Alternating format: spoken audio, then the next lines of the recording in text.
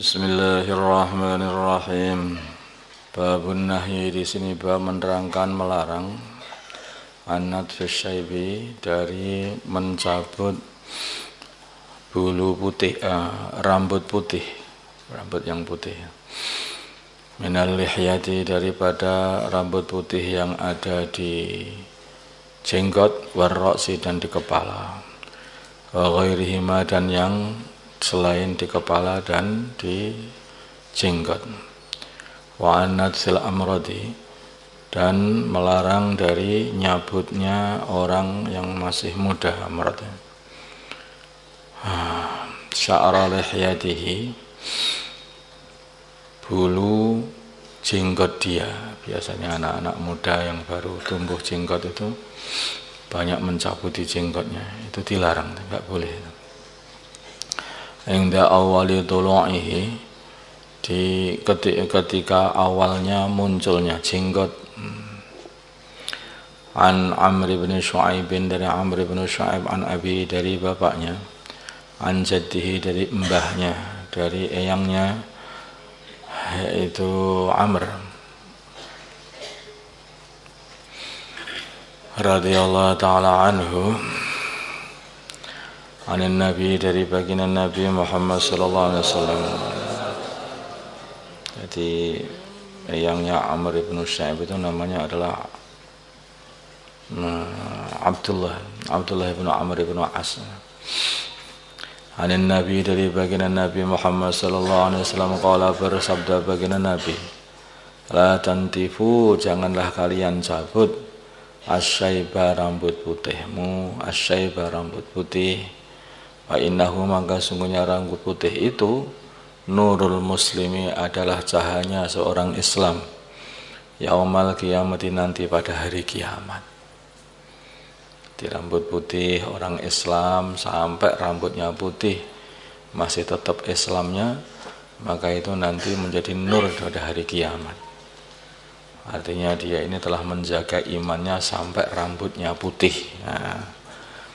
Sehingga rambut putih itu akan jadi hiasan nanti pada hari kiamat, di jenggot ataupun yang ada di kepala.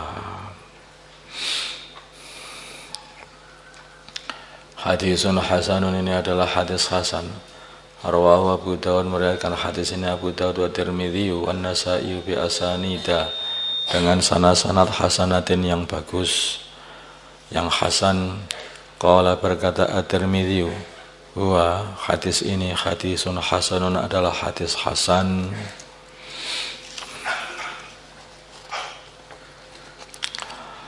Wa an Aisyah, dari Sayyidah Aisyah radhiyallahu ta'ala anha, qalat, berkata Sayyidah Aisyah, qala, bersabda Rasulullah sallallahu alaihi wasallam, man, barang siapa amila, yang mengamalkan amalan, satu amalan, laisa, yang tidak ada, alaihi, atas amalan itu, amruna, agama kami, fahuwa, maka amalan itu raddun, adalah tertolak, tidak diterima oleh Allah. Rawahu Muslim.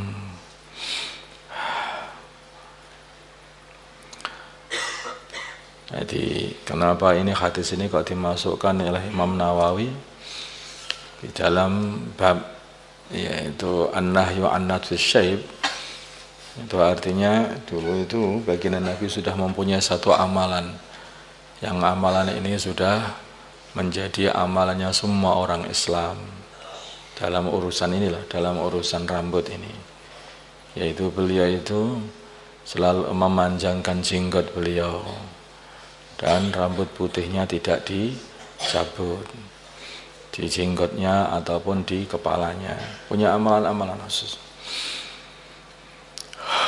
Maka mencabut jenggot itu bukan amalan yang dibuat oleh baginda Nabi sallallahu alaihi wasallam dan para anbiya alaihi wassalam, karena ini adalah bagian dari fitrah. Fitrah itu ada beberapa amalan yang diamalkan oleh seluruh para anbiya. Di antaranya itu adalah qasus sarib, yaitu memotong kumis. Terus ifa'ul lihyah, memanjangkan jenggot, membiarkan jenggot panjang. taklimul alfar, itu memotong kuku gak boleh dibiarkan panjang ya. Dimotong kuku itu amalannya para anbiya. Kemudian juga yaitu natful ibti, yaitu mencabut bulu yang ada di ketiak, natfu sya'ril ibti maksudnya.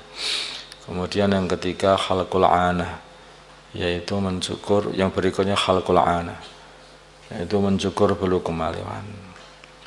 Ada yang nambahi istingsyak dan istingsyar, tamat mud juga. Ada yang nambahi lagi sebagian ulama yaitu istiyak, yaitu bersiwak. Itu bagian daripada amalan-amalan yaitu fitrah, amalan para anbiya. Kemudian ada lagi ulama yang nambahi yaitu berkhitan. Yang belum berkhitan segera berkhitan. Itu bagian amalan daripada amalannya para anbiya. Makanya orang yang khilaf dengan amalan ini maka fahuwa rad, tidak diterima oleh Allah. Babu karahatil masyi fi na'lin wahidatin aw khuffin wahidin li ghairi udrin wa karahati labsin na'li wal khuffi qa'iman li ghairi udrin. Di sini bab menerangkan makruhnya berjalan di dalam sandal yang satu, maksudnya dengan memakai hanya satu sandal atau satu sepatu, au khuffin atau satu khuff, au khuffin wahidin atau satu khuff. Jadi Islam ini mengajari keseimbangan. Kalau tanganan, kalau kaki ya dua-duanya dipakai. Sepatu sepatu atau sandalnya dipakai dua-duanya. Jangan pakai satu. Kemudian kalau sandal juga begitu. Kalau khuffain juga begitu. Kaos kaki mungkin juga seperti itu, sama aja. Usahakan apa-apa itu seimbang. Makanya bahkan orang itu duduk, sebagian tubuhnya kena matahari, sebagian tidak kena matahari, itu saja enggak boleh. Jangan begitu. Kalau panaskan semua tubuhmu. Kalau di tempat yang teduh, teduhkan semua tubuhmu. Tuh. Nabi mengatakan tempat yang seperti itu antara panas dan dingin itu tempatnya jin, tempatnya setan. Wallahu a'lam apa maksudnya. Yang jelas itu adalah membuat bahaya pada tubuh. Jadi begitu Islam mengajari semua kebaikan-kebaikan. Dan juga makruhnya memakai sandal dan memakai khuf atau sepatu atau khuf itu adalah satu kayak seperti sepatu tapi tipis terbuat dari kulit. Iman dengan berdiri dengan tanpa ada uzur. Tanpa ada udzur apapun. Jadi kalau memakai itu dengan duduk sebaiknya dengan duduk. Kecuali kalau ini yang dimaksud kalau seperti pakai sepatu itu kan susah, tadi belakangnya itu yang belakangnya mesti dimasukkan. Nanti kalau kamu makainya itu sambil berdiri, tahu-tahu itu terjungkal. Ketika mau terjungkal akhirnya itu jalan-jalan dengan satu kaki, satunya kaki masih dipegang. Enggak seperti itu. Duduklah yang baik, kemudian dipakai dengan baik. Ini ajaran adab juga, tata krama. Tata krama itu tata cara untuk memakai, biar tidak salah, biar tidak jatuh. Nah, coba Islam mengajari. Kalau sandalnya seperti sandal jepit begitu saja, yang pakai sambil berdiri enggak apa-apa. Maksudnya itu. Ini dimaksud para ulama ini, yang dimaksud tidak boleh ini adalah kalau sandalnya itu sandal yang memerlukan orang itu harus berduduk seperti sandal yang belakangnya ada talinya, sandal gunung itu ya, itu bertalinya, itu hendaknya duduk dulu kemudian dimasukkan baru berjalan. Kalau pakai sepatu begitu itu duduk dulu dimasukkan baru berjalan. Kadang-kadang malas sepatunya diinjak begitu saja. Nah ini akhirnya tidak tertib. Apa-apa pengen sing tertib, yang bagus. Nah, ini Islam mengajarkan seperti itu. An Abi Hurairah, dari Abu Hurairah radhiyallahu taala anhu, anna Rasulullah, sungguhnya Rasulullah SAW, qala, beliau bersabda, la yamshi, tidak jalan, ahadukum, salah satu kalian, fi na'lin wahidatin, di dalam sandal satu, maksudnya tidak boleh, jangan berjalan maksudnya. Alhuma, supaya dia memakai sandal dua-duanya, jami'an, semuanya. Hendaknya dia memakai sandalnya dua-duanya, semuanya. Auliyakhla'ahuma, atau hendaknya dia mencopot dua-duanya, jami'an, semuanya.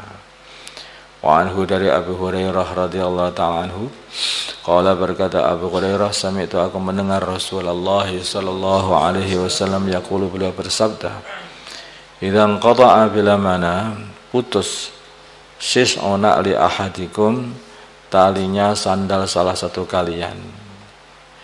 Zaman dulu itu sandalnya tali-tali begitu. Fala yamsi, maka hendak janganlah dia berjalan, fil ukhra, di dalam sandal yang lain yang masih dipakai. Salah satu sandal putus talinya, akhirnya diambil sandalnya, kemudian berjalan dengan satu sandal. Enggak boleh begitu. Hatta yuslihaha, sehingga dia memperbaiki sandal yang satunya yang putus itu, baru berjalan dengan dua-duanya, atau dicopot dua-duanya. Rawahu Muslim. Sehingga orang itu seimbang. Kalau orang itu nanti pakai sandal, satunya enggak pakai sandal, sehingga tubuhnya, telapak kakinya itu yang satu dingin, yang satu panas, kalau nginjak panas. Dingin panas. Wallahualam, rahasianya apa di sini ini? Kata para tabib mengatakan itu menjadikan yaitu kerusakan nanti pada tubuh itu, karena tubuh bingung sensornya tubuh itu. Wa an Jabir, dari Sayyidina Jabir radhiyallahu anhu, anna Rasulullah, sungguhnya Rasulullah SAW, nah beliau melarang ayan ta'ila, untuk memakai sandal ar-rajulu, seorang laki-laki, qaiman, dengan berdiri. Nah, itu sandal yang ada talinya yang bagian belakangnya, kata para ulama, yang dimaksud. Bukan sandal yang mudah dimasukkan, karena seperti sandal jepit itu mudah. Itu tidak harus duduk, tidak. Rawahu, meriwayatkan hadis Abu Dawud bi isnadin hasan.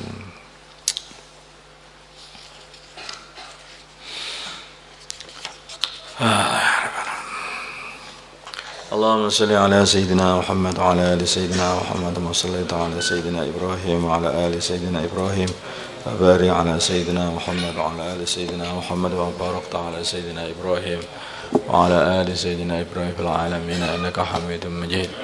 Allahumma arham ummata Sayyidina Muhammad, Allahumma ighfir li ummati Sayyidina Muhammad, Allahumma aslih ummata Sayyidina Muhammad, Allahumma alih baina qulubi ummati Sayyidina Muhammad, Allahumma ansur ummata Sayyidina Muhammad, Allahumma asmi sultanan nasira. Sallallahu ala Sayyidina Muhammadin nabiyil ummi wa ala alihi wa sallam. Alhamdulillahi rabbil alamin.